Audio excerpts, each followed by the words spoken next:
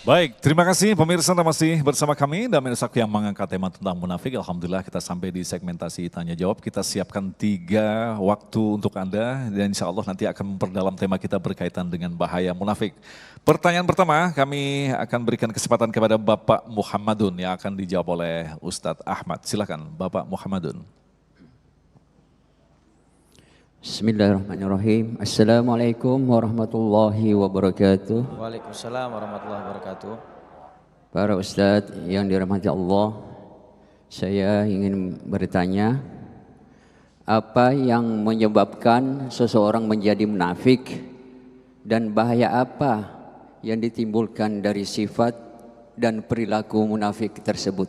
Demikian ustadz. Assalamualaikum warahmatullahi wabarakatuh. Waalaikumsalam warahmatullahi wabarakatuh. Silakan Ustaz Ahmad. Bismillahirrahmanirrahim. Kenapa orang bisa punya sifat munafik? Di antara penyebabnya adalah ketika seseorang dia jauh dari Allah Subhanahu wa taala, dia lalai dari mengingat Allah Subhanahu wa taala, maka akan mudah terserang penyakit nifak.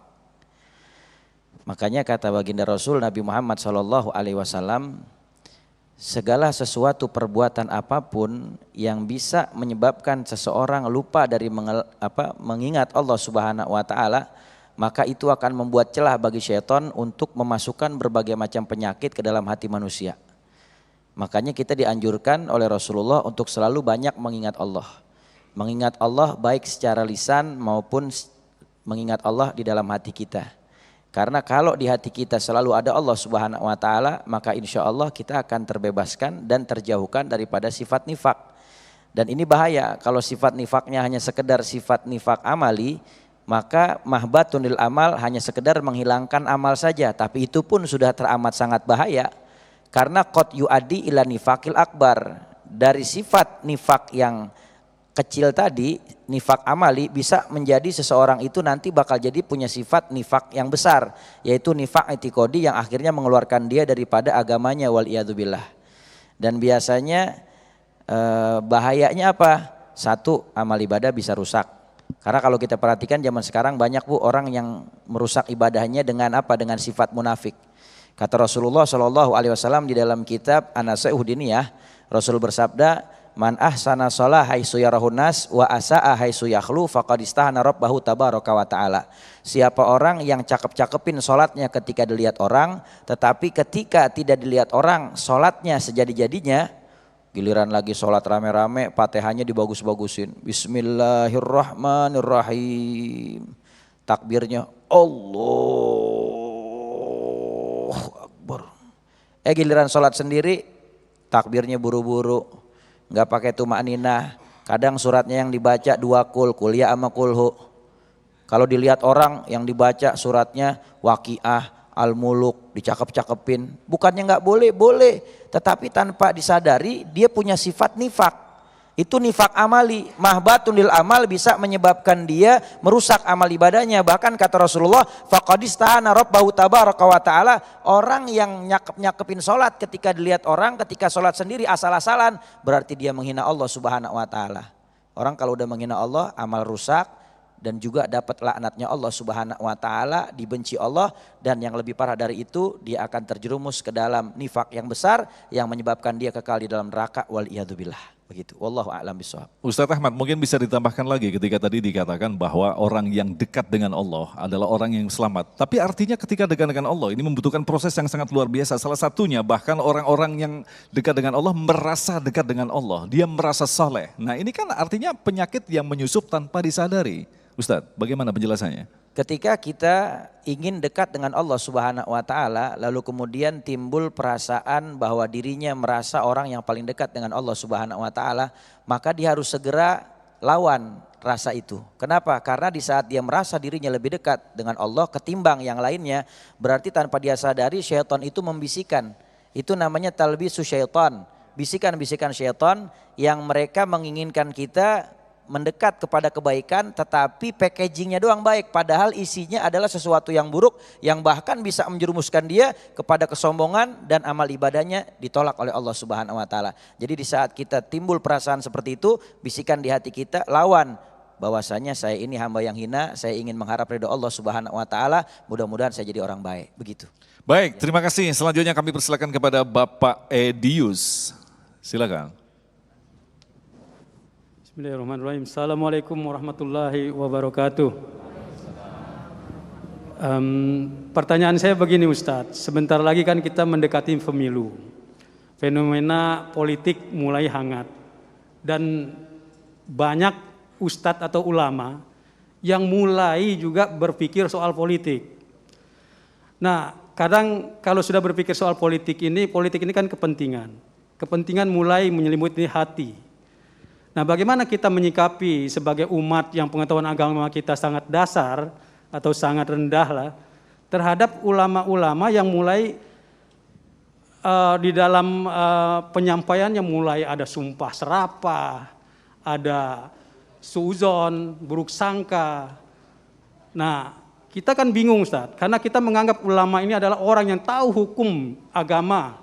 Jadi kita percaya saja dengan apa yang mereka katakan. Nah, bagaimana menyikapi ini Ustaz? Terima kasih. Wassalamualaikum warahmatullahi wabarakatuh. Pertanyaan yang luar biasa sekali, Kiai. Silakan dijawab dengan jawaban yang luar biasa.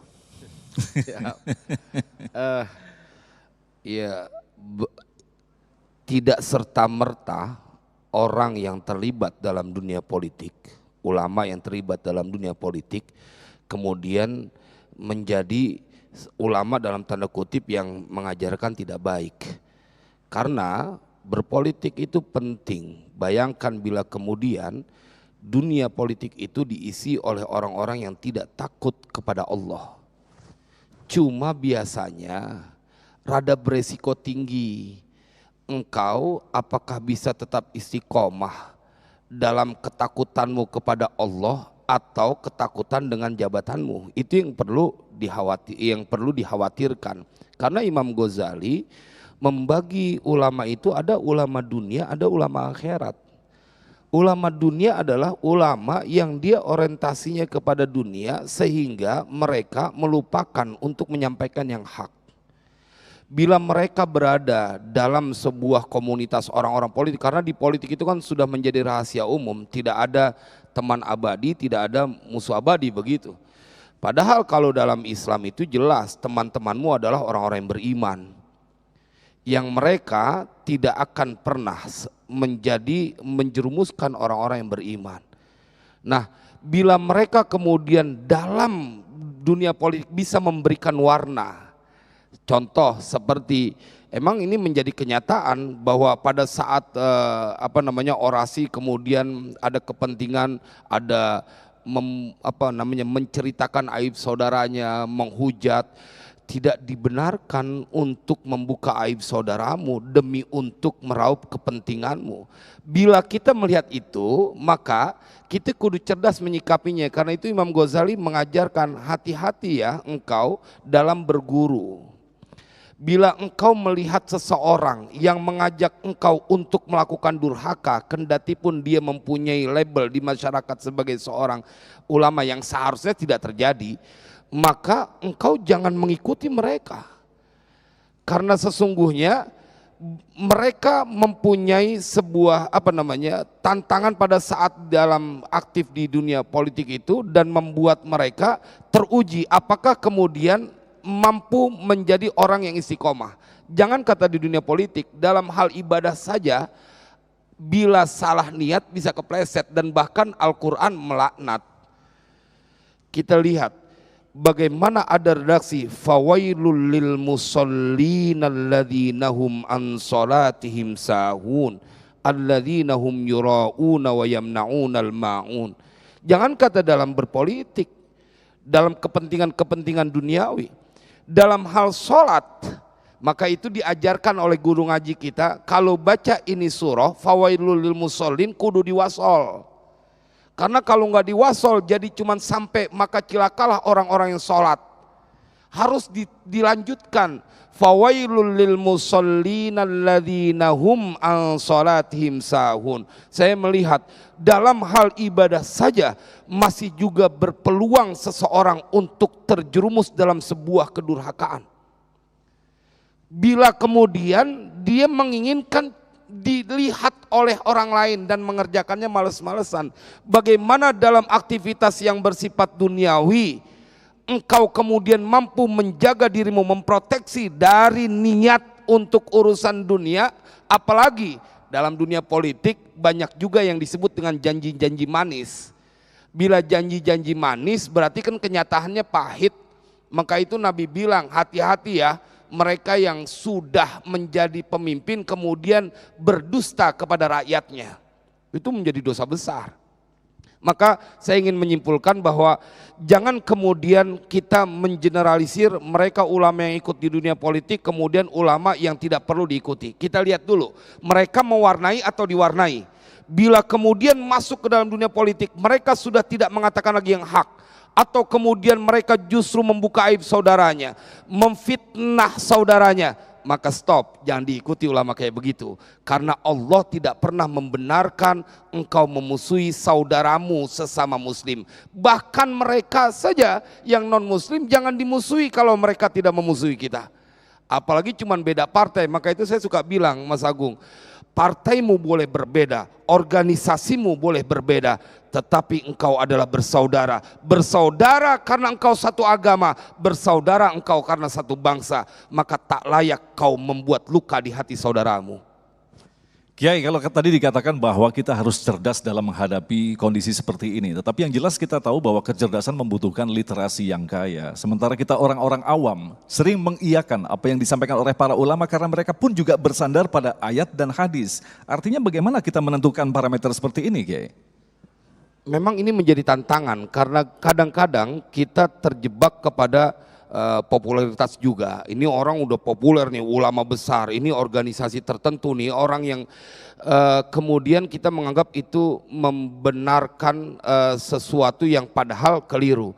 Maka sebenarnya Nabi pesan gitu, minta fatwa kepada hatimu, istabti kolbak. Kita akan tahu bahwa di hati kita itu tidak pernah mau menerima satu kemungkaran. Jadi kalau kita ngelihat bahwa ada orang yang kita udah punya banyak backgroundnya, kita tahu ini aktif di sini dan dia lulusan ini.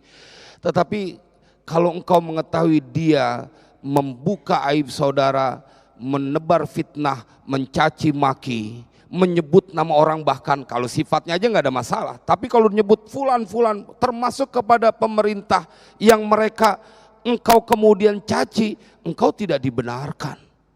Jemaah, karena ada waktu yang harus kita tunggu, di mana seseorang dia harus menyesuaikan keadaannya. Kalau sekarang engkau sedang dipimpin oleh siapapun, tugas engkau untuk mentaati. Yang tidak boleh kau taati ketika itu memerintahkan kepada kedurhakaan. Siapapun orangnya yang memerintahkanmu, bila itu memerintahkan kepada kedurhakaan, katakan tidak. Itu menjadi sesuatu yang tidak boleh kita tawar-menawar. Karena Al-Quran mengajarkan kita untuk taat kepada Allah, taat kepada Rasulullah, taat kepada pimpinan. Tapi bila tidak memerintahkan kepada kedurhakaan. Jadi kita kalau ingin melihat bagaimana ini orang-orang yang sudah mempunyai nama besar gitu, tinggal kita lihat apakah hatimu membenarkan untuk menghina orang lain, untuk merasa paling benar, untuk mencaci orang lain. Bila hatimu menolaknya, maka itulah pentingnya menyaksikan Damai Indonesia. Masya Allah, luar biasa. Pada intinya para kiai dan para ulama menyampaikan ilmu yang akhirnya melahirkan adab yang baik yang menjadi contoh bagi kita. Baik, kita akan lanjutkan lagi setelah pesan-pesan berikut ini. Tetaplah bersama kami Damai Indonesiaku yang dipersembahkan oleh Sarung Wadimor, tentu sarung kita. Baik, terima kasih pemirsa, Anda masih bersama kami Damai Indonesiaku. Kita akan lanjutkan lagi.